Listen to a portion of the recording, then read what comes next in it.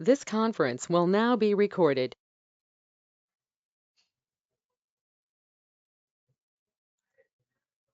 This conference will now be recorded. Good evening friends. आज हम चर्चा करने जा रहे हैं आयुर्वेदीय प्रमाण शारीर के बारे में।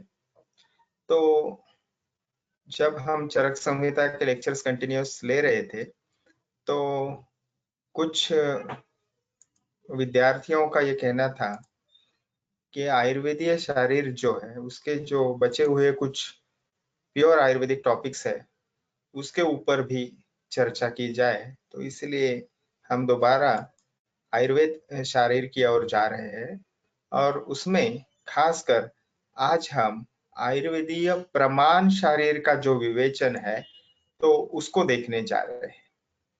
तो प्रमाण शारीर यह आयुर्वेद की एक बहुत ही मूलभूत और अत्यंत व्यावहारिक दृष्टया चिकित्सीय दृष्टया उपयुक्त ऐसा विषय है जिसे हम आज थोड़ा उसके ऊपर प्रकाश डालने की कोशिश करेंगे। तो आप सभी को ज्ञात है कि शारीर विज्ञान का चिकित्सा में बहुत ही महत्वपूर्ण योगदान है, क्योंकि आयुर्वेद के जो द्विविध प्रयोजन है स्वस्थस्य स्वास्थ्य रक्षणम और आतुरस्य विकार प्रशमनम च, उसमें हमें अगर सिद्धि प्राप्त करनी है या यशस्वी होना है तो शारीर का ज्ञान बहुत ही आवश्यक है। और जैसे हम पहले देख चुके हैं, शारीर शब्द से हमें ज्ञात होता है रचना एवं क्रिया। इसलिए अब सामने जो श्लोक देख रहे हैं वो शारीर विज्ञान का महत्व प्रतिपादित करते हैं। चरक शरीर स्थान छठे अध्याय में से शारीर विचयाः शरीर उपकारार्थम इष्यते ज्ञात्वा हि शरीर तत्वम शरीर उपकारेषु भावेषु ज्ञानानम उत्पद्यते। ठीक है, यानी उससे ही उस शरीर से ही या उस शरीर की ही चिकित्सा हम करने वाले, क्योंकि वही भाव शरीर के भाव जो रहेंगे वही हमें रोगी के शरीर का ज्ञान उपलब्ध कराए। तस्मात् शरीर विषयम या शरीर विचयम ऐसा भी पाठभेद है, प्रशंसन्ति कुशलाः। इसलिए शरीर का या शारीर विज्ञान का ज्ञान बहुत ही आवश्यक है और उसके कुशल वैद्य कुशल चिकित्सक उसकी प्रशंसा करते हैं। शरीरम सर्वथा सर्वम सर्वदा वेदयो भिषक आयुर्वेदम स कास्नेन वेद लोक सुखप्रदम। यानी विद यानी शरीर का ज्ञान भीषक को यानी चिकित्सक को वैद्य को आवश्यक है, और वही आयुर्वेद के द्वारा शरीर ज्ञान होने के बाद आयुर्वेद के द्वारा वह सभी लोग को या सभी लोगों को सुख प्रदान करेगा, यानी आरोग्य रूपी सुख प्रदान करेगा। ठीक है, तो इस पद्धति से हमें चिकित्सा शास्त्र का महत्व बहुत ही सभी ग्रंथकारों ने वर्णन किया हुआ दिखता है। तब अब विषय की ओर जाते हैं। तो सबसे पहले जो प्रमाण शारीर या आयुर्वेदीय शारीर की संकल्पना है, सिद्धांत है, तो उसके महत्वपूर्ण 3 विभाग होते हैं। प्रमाण यानी मान यानी मोजमाप या मेजरमेंट। ठीक है, तो प्रमाण वर्णन करने के लिए शरीर के प्रमाण वर्णन के लिए क्यों शरीर से अधिकृतम तंत्रम शारीरम, तो शरीर के विषय के जो प्रमाण बताए हो वो 3 प्रकार के बताए हैं। एक तो अंजलि प्रमाण जो हमें वॉल्यूम या किसी सेमी सॉलिड और द्रव पदार्थों का आकारमान बताता है, वह अंजलि प्रमाण है। दूसरा है अंगुली प्रमाण, यह विशेषतः हमें लेंथ वेट इत्यादि जो है यानी लंबाई हमें नापने के लिए यह उपयुक्त है। और तीसरा जो है वो संख्या शारीर है, विशेषतः संख्या की गणना जब की जाती है वो नंबर्स के लिए है। जैसे मर्मों की संख्या कितनी है शरीर में, 107 है। बोन्स की संख्या कितनी है आयुर्वेद ने बताई है, तो वो 360 है। इस पद्धति से जो भी होगा, जैसे षडंग शारीर जो शरीर के 6 भाग किए हैं, तो ये जो संख्यावाचक वर्णन जहां भी आता है उसे संख्या शारीर कहा जाता है। ठीक है, जाएंगे आगे। तो ये जो प्रमाण शरीर की संकल्पना है, आयुर्वेद के सिद्धांत है, वो बहुत मिलती जुलती है एंथ्रोपोमेट्री से। तो एंथ्रोपोमेट्री क्या है? तो ये प्रमाण शरीर से मिलती जुलती संकल्पना है। तो विशेषतः ये जो मान यानी प्रमाण हम देख रहे हैं, तो प्रमाण यानी क्वांटिटी, तो वो संख्यात्मक भी रहेगी, आकारमान स्वरूप भी रहेगी, लंबाई ऊंचाई इस स्वरूप में भी रहेगी। तो इस मान के दो प्रकार बताए, कलिंग मान और मागध मान। तो शारंगधर संहिता में ये विस्तार से थोड़े बताए हैं, और वहां पे स्पष्ट रूप से शारंगधराचार्य जी मेंशन करते हैं कि जो भी मान यानी क्या है कि वह एक प्रकार की मेजरमेंट है, जो किसी सब्सटेंस, पैरामीटर या एंटिटी, उसके लिए उसके कैरेक्टरिस्टिक्स वो बताता है, उसको मान कहा गया है। तो उससे हमें उस सब्सटेंस का या पदार्थ का स्वरूप ध्यान में आता है। ठीक है, एक तो पहली ये बात है। और उसका मेजरमेंट या प्रमाण हमें अगर समझ में आ जाए, तो उसमें कम ज्यादा ये जो बातें हैं चिकित्सीय दृष्टया, वो हमें ध्यान में आ सकती है। तो ये जो मान है वो शारंगधराचार्य जी तीन प्रकार के बताते हैं। पायमान, ठीक है, ध्रुवयमान और पौतौमान। तो सबसे पहले पायोमान जो है, वो विशेषतः लेंथ जो है, लंबाई जो है, वो विशिष्ट पद्धति की लंबाई हर एक शरीर अवयव की होती है। Different different medical instruments, equipments की रहेगी, ठीक है, यंत्र शस्त्रों की रहेगी, या और चीज में उसको हम देखने वाले हैं। ध्रुवयमान दूसरा प्रकार है, वे विशेषतः जो द्रव पदार्थ है, विशेष शरीर के जो विभिन्न सेमी सॉलिड मटेरियल्स है, जैसे मेद धातु है, रक्त धातु है, रस धातु है, मूत्र मल है, तो इनका प्रमाण बताते हैं, वो आकारमान बताते हैं, वॉल्यूम बताते हैं, उसको ध्रुवयमान कहते हैं। और तीसरा जो है वो पौतवमान है, और ये पौतवमान विशेषतया हमें उपयुक्त है, किस चीज के लिए है वो उसका वजन देखने के लिए, वस्तु का या पदार्थ का वजन के लिए। तो पायोमान जो है वो लेंथ मेजरमेंट के लिए है, ठीक है। ध्रुवयमान जो है वो लिक्विड मेजरमेंट वॉल्यूम के लिए है। पौतवमान जो है वो वेट मेजरमेंट के लिए।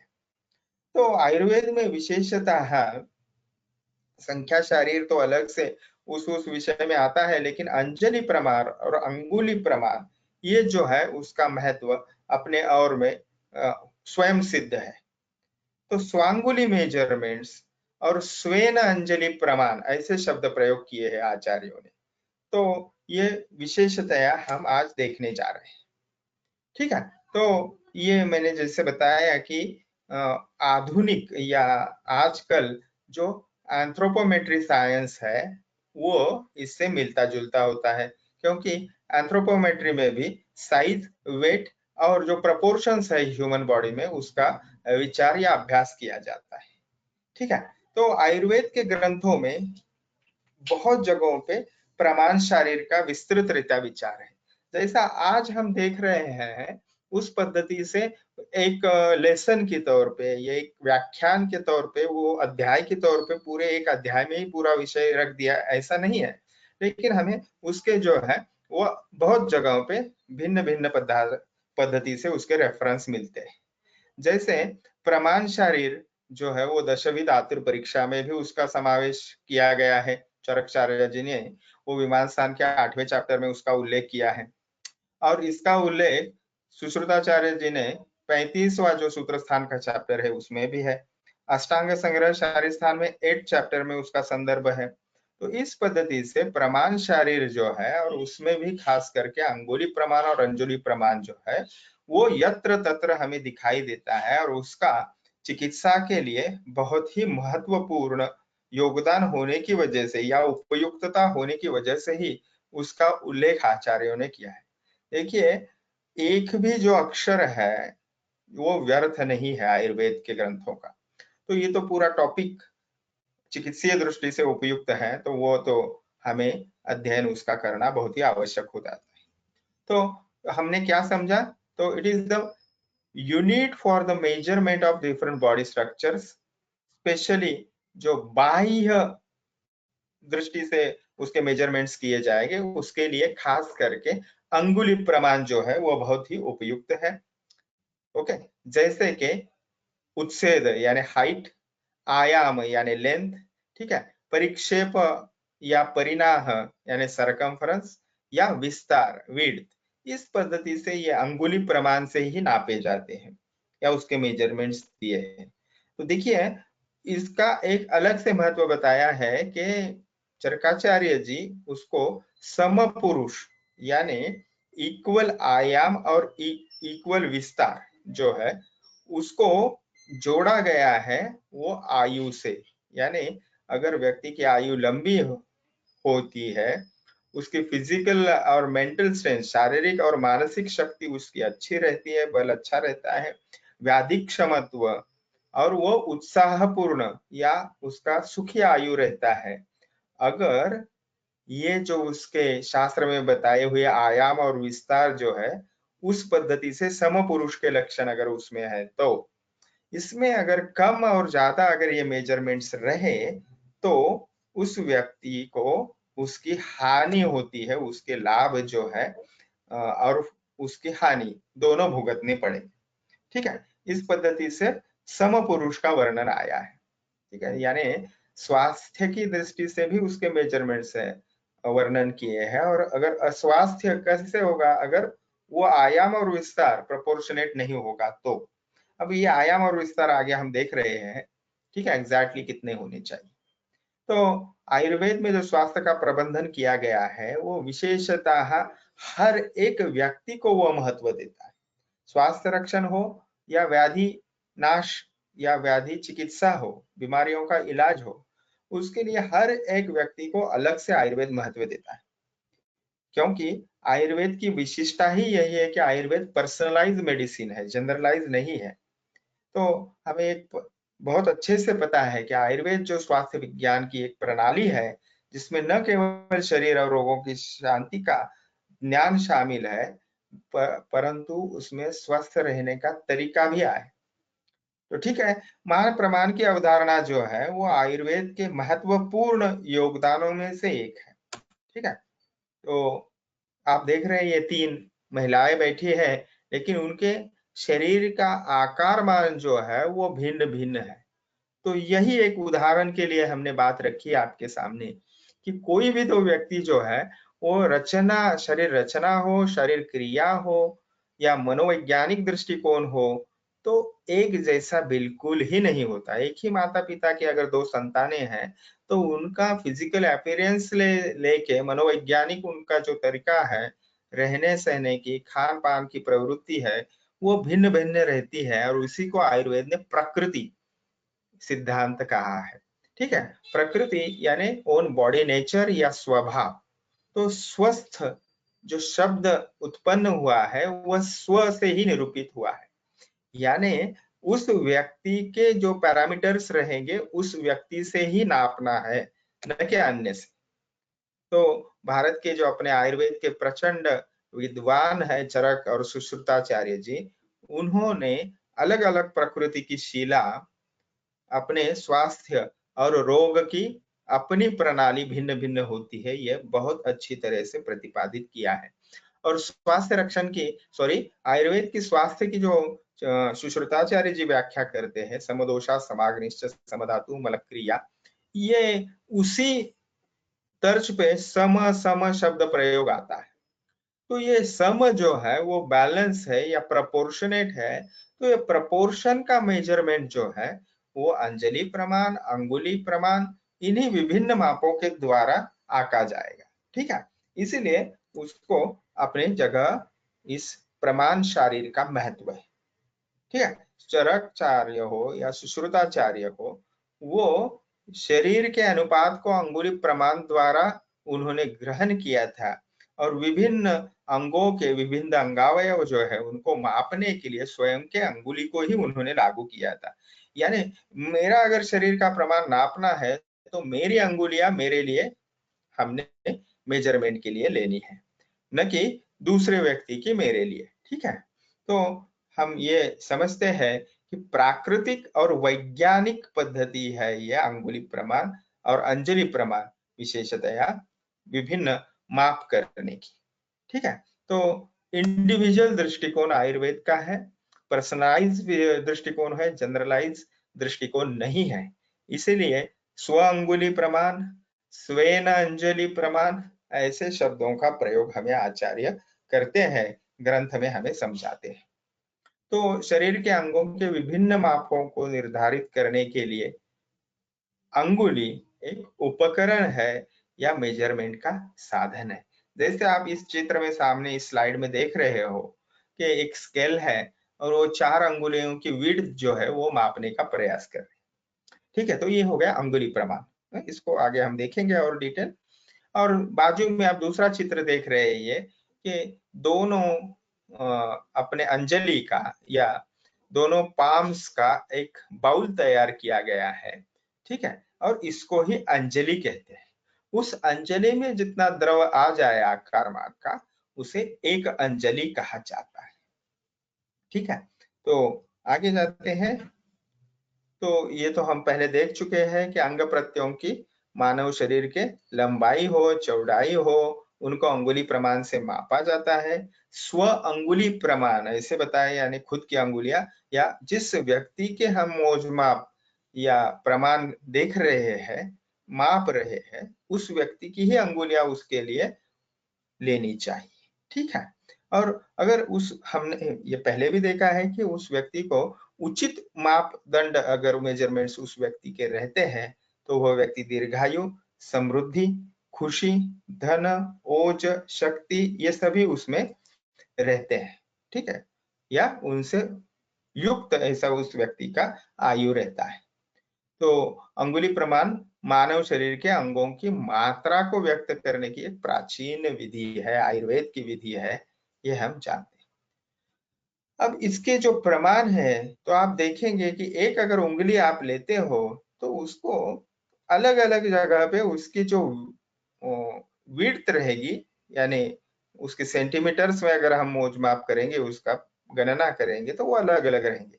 इसलिए एक पद्धति निश्चित की है, average of mediolateral proximal interphalangeal joint of middle finger of right and left hand, and it should be considered of that concerned person। तो देख रहे हैं आप, ये मिडिल फिंगर है और मिडिल फिंगर का जो मिडिल इंटरफेलेंजियल जॉइंट है, तो उसका विड्थ जो है वो एक अंगुली लेना चाहिए।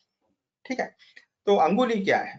तो distal end movable part of upper and lower limbs, these are anguli। in simple, anguli are the fingers। so fingers are 20 in number, 5 in one hand, so 10 of hands and 10 of legs। ठीक है, तो उसको भी नाम है अलग अलग, अंगुष्ठ यानी थंब, ठीक है, तर्जनी यानी इंडेक्स फिंगर, मध्यमा अंगुली यानी मिडिल फिंगर, अनामिका यानी रिंग फिंगर, और कनिष्ठा या कनिनिका, तो उसको पिंकी कहा जाता है। तो वैसे ही यहाँ पे big toe, index toe, middle toe, fourth toe और लिटिल टो। इस पद्धति से अंगुली प्रमाण जो है वो रिलेटिव है उस कंसर्न व्यक्ति में। तो स्पेशली शारंगधराचार्य जी जो है, उसको इस मान को बहुत अच्छे से समझाते हैं। और जैसा कि हमने देखा कि द्रव द्रव्य जो है वो किस पद्धति से उसकी गणना या उसका प्रमाण निश्चित करनी चाहिए, उसके ऊपर प्रकाश शारंगधराचार्य जी डालते हैं। तो शारंगधराचार्य जी के ग्रंथ के ऊपर आड़मल्ल की टीका है, और आड़मल्ल ये 3 जगह क्लियर करते हैं कहाँ पे ये अंगुली का नाप लेना चाहिए, मेजरमेंट्स लेने चाहिए। वो 3 जगह बताते हैं। वो तो पहले बताते हैं नखतल भाग ऑफ अंगुष्ठ। ठीक है, यानी देखिए यहाँ पे नखतल भाग है, यानी mediolateral side at nail bed of thumb finger and of right hand. Okay, ये हो गया पहला। दूसरा, मध्यमा पर्व ऑफ मध्यमा अंगुली। तो ये मध्यमा पर्व जो यहाँ पे लगाया, देखिए वर्नियर कैलिपर, और ये मध्यमा अंगुली है, तो ये दूसरी जगह बताई। और तीसरा जो है वो चतुरांगुली। तो ये चारों अंगुली इकट्ठा किए तो पाम के बेस में जो विड्थ आती है उसको डिवाइड किया जाएगा 4 से। तो ये हो गए एक अंगुली। तो ये वेंट्रल एस्पेक्ट से है और ये डॉर्सल एस्पेक्ट से है। तो ये संशोधन की दृष्टि से ये चित्र आपके सामने रखे हैं। तो अंगुली इस पद्धति से, इस 3 पद्धति से जानना चाहिए। जैसा अभी हमने देखा, विड्थ ऑफ मध्यमा पर्व ऑफ मध्यमा अंगुली, measurement obtain by taking length of the मध्यमा अंगुली and dividing it by 5, okay. और थर्ड जो है measurement obtain by taking the width of the palm and then dividing by 4। तो ये विभिन्न पद्धतियां हैं और स्वांगुली प्रमाण उस व्यक्ति का ही उसको प्रमाण लेने की आवश्यकता है। तो अंगुली प्रमाण जो है कहाँ-कहाँ पे इसको प्रतिपादित किया है, उल्लेख किया है। देखिए, अकॉर्डिंग टू आचार्य चरक, प्रमाण इज इंक्लूडेड इन दशविध परीक्षा भाग। ये तो हम पहले ही देख चुके हैं। आयु परीक्षा जो है वो substantial procedure before starting with management of any disease. तो जैसे आयाम और विस्तार प्रोपोर्शनेट होना चाहिए, अगर वो नहीं है उस व्यक्ति का, तो उसको आरोग्य जो है, स्वास्थ्य जो है, वो पूरे तरीके से लाभ नहीं होगा। इसलिए वो आवश्यक है, ये मेजरमेंट्स प्रोपोर्शनेट है या नहीं है ये देखना। तो प्रमाण परीक्षा जो है वो आयु यानी लाइफ, उसका लाइफ स्पैन जो उस व्यक्ति का है, उसके प्रेडिक्शन के लिए या प्रोग्नोसिस ऑफ द डिसीज के लिए बहुत ही इंपॉर्टेंट है। इसलिए प्रमाण शरीर जो है उसको एक शास्त्रीय साधन समझना चाहिए, न केवल रोग की परीक्षा के लिए, रोगी की परीक्षा के लिए, पर वो जो है वो एक शास्त्रीय दृष्टिकोण है किसी रोगी का, स्वस्थ व्यक्ति का अभ्यास करने के लिए। ठीक है। तो प्रमाण जो है वो इस दृष्टि से बहुत ही आवश्यक है। तो प्रमाण शारीर एंथ्रोपोमेट्री से कंपेयर कर सकते हैं, ये हम देख चुके हैं। और एंथ्रोपोमेट्री जो है वो किसको कहते हैं, तो study of human body in term of bone, adipose tissue, muscle correlated with the risk of systemic as well as the lifestyle disorder. तो एंथ्रोपोमेट्री जो है वो इसी से उभरती हुई एक, हम करेंगे कि आयुर्वेद के एक बिंदु लेकर वह आगे किया गया विस्तार है। ऐसा अगर कहा तो वो गलत नहीं होगा। तो जैसे मैंने अभी थोड़ी देर पहले देखा था कि आपको बताया कि आयाम जो है उस व्यक्ति का यानी वर्टिकल हाइट जो है, तो वो कितनी होनी चाहिए, तो 84 अंगुल होनी चाहिए। और आयाम शुड बी इक्वल टू विस्तार यानी आर्म स्पैन, और यानी हॉरिजॉन्टल हाइट जो है उस व्यक्ति की और वर्टिकल हाइट जो है वो सेम होनी चाहिए। अभी देखिए ये विस्तार मैं पहले बता दूं आपको, ये जो है ये प्रोपोर्शनेट होनी चाहिए। आप दोनों अगर आपके हाथ ऐसे पसार दे और फिर ये वर्टिकल हाइट है और ये लॉन्जिट्यूडिनल आप कह सकते हो। ठीक है। तो तद आयाम विस्तारम विस्तार समम उच्यते, जैसा मैंने चरक मीमांसा 8वां का रेफरेंस थोड़ी देर पहले आपको बताया। ऐसे अगर आयाम और विस्तार उस व्यक्ति का सेम है यानी वर्टिकल हाइट और हॉरिजॉन्टल हाइट अगर समान है, तो वह व्यक्ति बहुत ही अच्छी आयु वाली, बल वाली, ओज वाली, सुख ऐश्वर्य युक्त, धन संपत्तिवान, इस पद्धति से वो बताया। और विपर्यस्तु अतो हीने अधिका, यानी इसके विपरीत आयाम और विस्तार अगर सम नहीं है उस व्यक्ति का, तो उसका जो है वो आयु, बल, ओज, सुख, ऐश्वर्य, वित्त ये उसको प्राप्त नहीं होने हैं। यह विचार चिकित्सा के दृष्टि से आवश्यक है। ठीक है। तो अष्टांग हृदय में भी ये जो है वो उल्लेख आता है कि उस व्यक्ति की हाइट जो है वो equal to 3.5 of his own हस्त, यानी 3.5 हाथ अगर उस व्यक्ति की हाइट यानी ऊंचाई, ऊंचाई रहती है, वर्टिकल हाइट के बारे में है ये, तो वह व्यक्ति की आयु जो है वो सुखायु रहती है। और अष्टनिंदितीय व्यक्ति में से अगर कोई व्यक्ति अति दीर्घातिरस्व है तो उनके लिए ये सिद्धांत लागू नहीं है।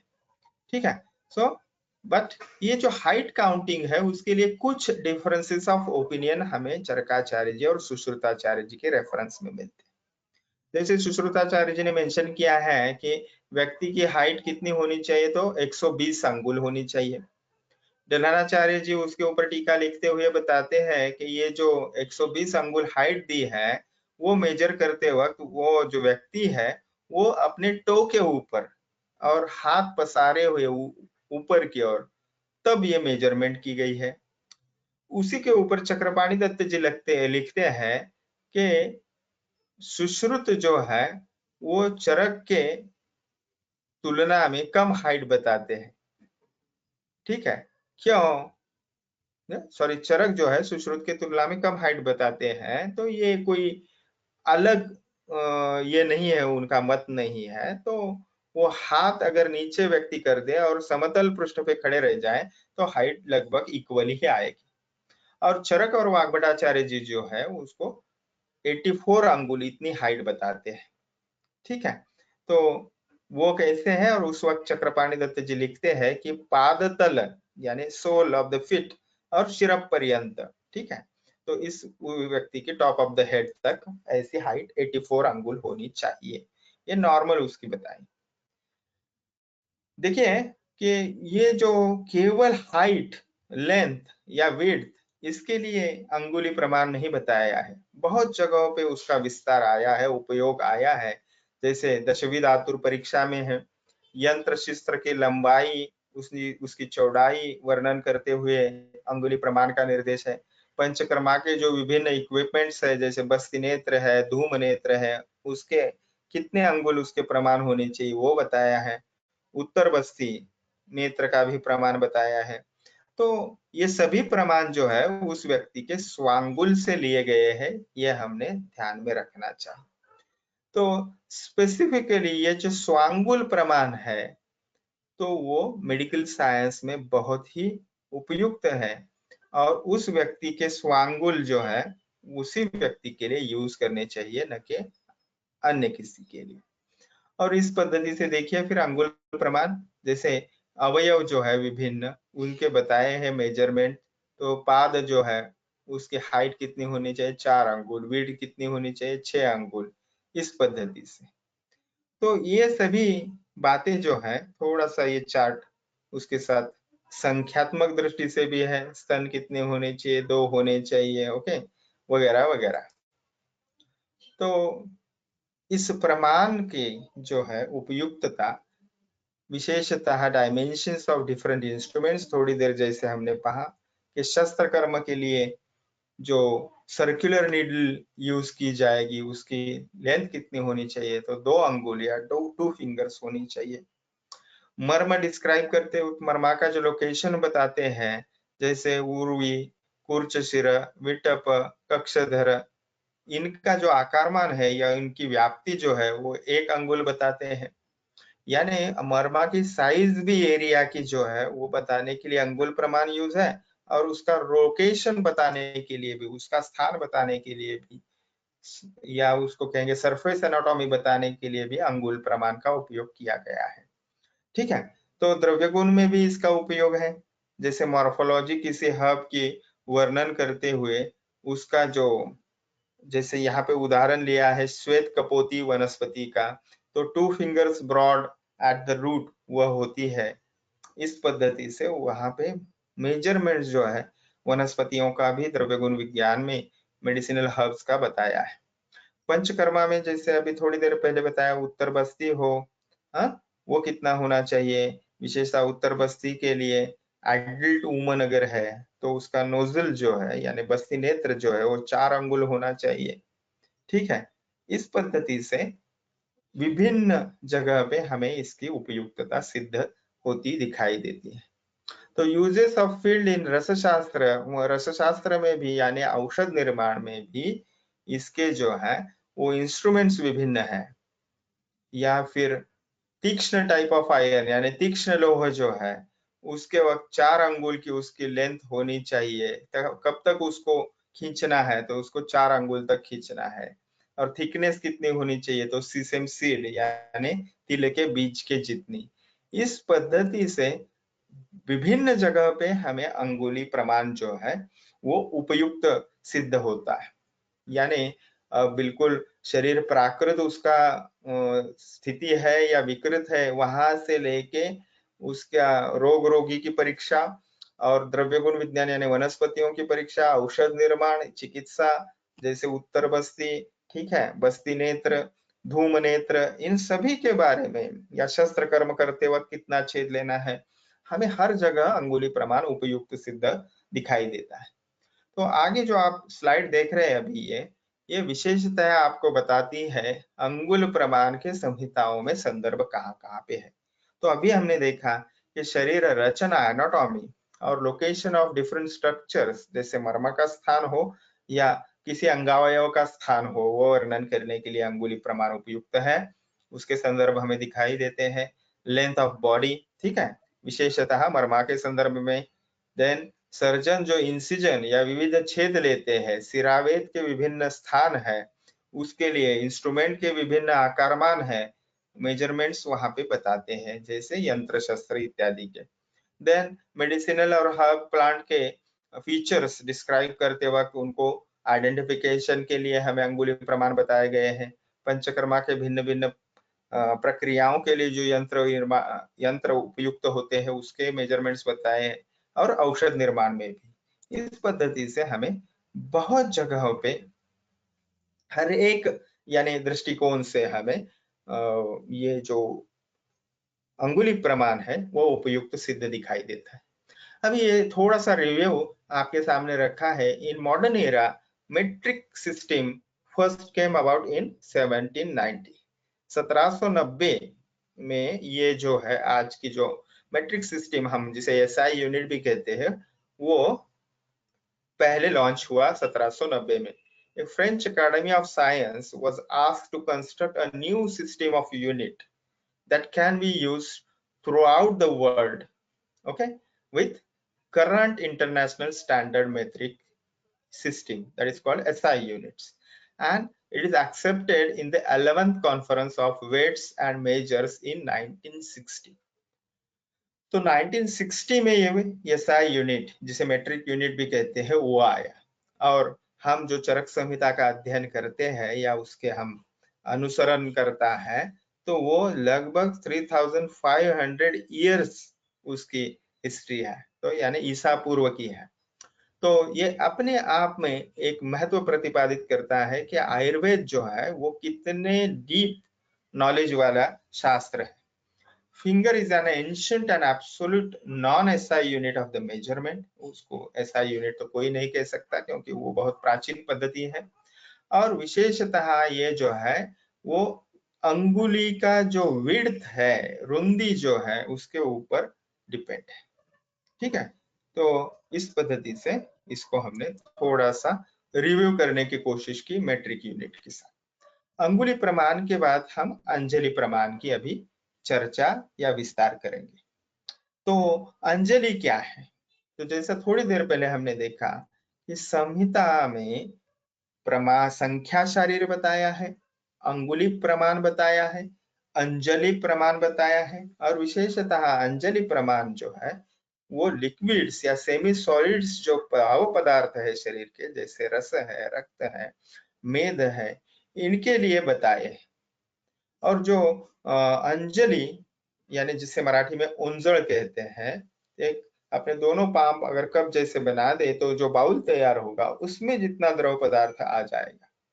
अंजलि को सिनोनिम्स या पर्यायी नाम भी हमें शास्त्र में मिलते हैं।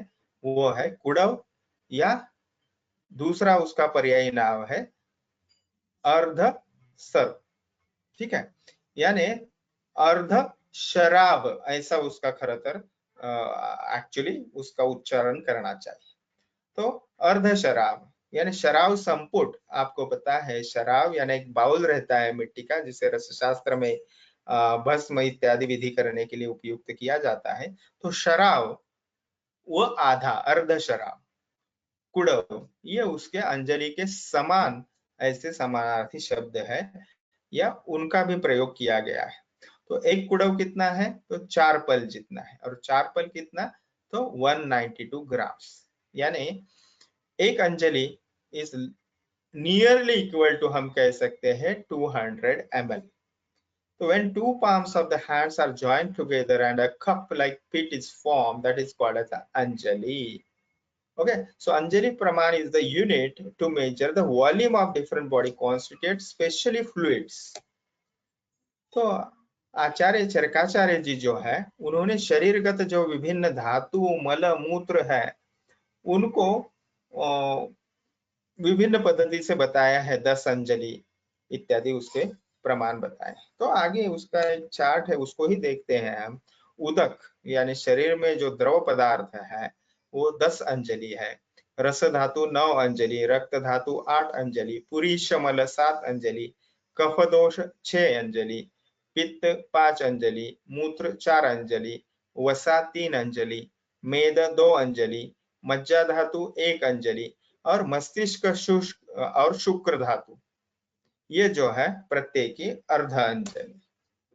तो ये चरकाचार्य जो बताते हैं जो अभी हमने प्रमाण देखे, ओके, और उसमें विशेषतः ओज का भी अपर ओज अर्ध अंजलि और पर ओज 8 बिंदु। तो यहाँ पे थोड़ी प्रिंटिंग मिस्टेक है, बिंदु नहीं बिंदु होना चाहिए। तो ये चरकाचार्य जी बताते हैं। और वाग्भटाचार्य जी फिर मज्जा धातु 1 अंजलि, मेद धातु 2 अंजलि, वसा 3 अंजलि, मूत्र 4 अंजलि, पित्त दोष 5 अंजलि, कफ दोष 6 अंजलि, शकृत यानी पुरीशमल 7 अंजलि, रक्त 8 अंजलि, रस धातु 9 अंजलि, जल यानी उदक धातु शरीर का 10 अंजलि। सो लगभग उसी का अनुसरण करते हैं, क्रम जो है वो अलग से बताया है। और स्तन्य का 2 अंजलि, रेत का जो है यानी शुक्र का अर्धांजलि वो समान प्रमाण है। स्तन्य का अलग से बताया जो चरकाचार्य जी ने नहीं बताया था, और रज का भी इन्होंने बताया है वाग्भटाचार्य जी ने 4 अंजलि। तो रज जो है वो क्या है, उपधातु है रस का। अभी अंजलि को जो है वो क्वांटिफाई अगर करें तो स्वेन अंजलि प्रमाण यानी उस व्यक्ति के खुद की अंजलि बनाना है और वो उपयुक्त है, क्योंकि कफ प्रकृति की अंजलि बहुत बड़ी रहेगी किसी व्यक्ति की और वात की शायद छोटी रहेगी या पित्त की मीडियम रहेगी। इसीलिए the quantity which fits into each individuals Anjali will differ. That's why that person's anjali should be used with that concerned person's proportions. Okay, so what is the importance of anjali praman? तो specially वो जो है वो आयुमान और आयुर्मान यानी शरीर की लंबाई, उस व्यक्ति के आयु की लंबाई जो है उसके लिए ये उपयुक्त सिद्ध होती है वो बताने के लिए। ओके, तो नॉर्मल जो क्वांटिटी है बॉडी कॉन्स्टिट्यूएंट की, जैसे हमने थोड़ी देर पहले देखा रस, रक्त, शुक्र, स्तन्य इत्यादि, उसके लिए ये उपयुक्त है। और इससे हम शरीर की स्वस्थ अवस्था या रोगी अवस्था को हम जान सकते हैं, ये उसकी उपयुक्तता है। ठीक है, और वह उपयुक्त रहेगी हमें ट्रीटमेंट प्रोसीजर के लिए टू फैसिलिटेट, यानी अगर रक्त की कमी है तो रक्त की वृद्धि के दिशा में हमें काम करना है, उपचार करना है इस पद्धति से। Okay, then definitely to identify the chaitanya, that is the consciousness. Okay, so that person is whether dead or alive, for that also it is important. ठीक है, तो इसके जो सिनोनिम्स है कुड़व और अर्धशराव, तो शारंगधराचार्य जी कुड़व को एक महत्वपूर्ण प्रमाण या मेजरमेंट बताते हैं और उसके बारे में बताते हैं कि कुड़व जो है वो विशेषतः वॉल्यूम यानी आकारमान का मापन करने के लिए उपयुक्त ऐसा यूनिट है। और ये कुड़व क्या है, तो एक सिलेंड्रिकल कप है। उस जमाने में ये मिट्टी का या लकड़ी का या किसी धातु का बनता था। तो इस कप की हाइट, उसकी डेप्थ और ब्रेड्थ, ठीक है, यानी उसकी डेप्थ, हाइट और उसकी विड्थ, ये जो है वो 4 अंगुली ईच होनी चाहिए। और उस कप में जितना द्रव आएगा वो रहेगा एक कुड़व या एक अर्धशराव या एक अंजलि। तो ये क्लियर करते हैं हमें शारंगधराचार्य जी।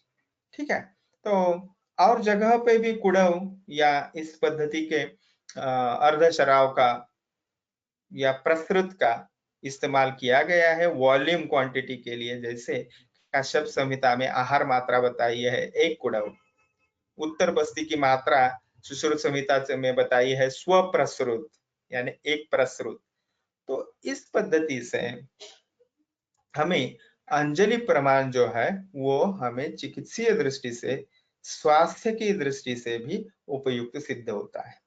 तो मित्रों, यहाँ हम ये जो हमारा अंगुली प्रमाण और अंजलि प्रमाण, ये जो आज का टॉपिक है, तो वो पूर्ण करते हैं। आपके अगर कोई शंकाएं हैं तो उसको लेंगे अभी।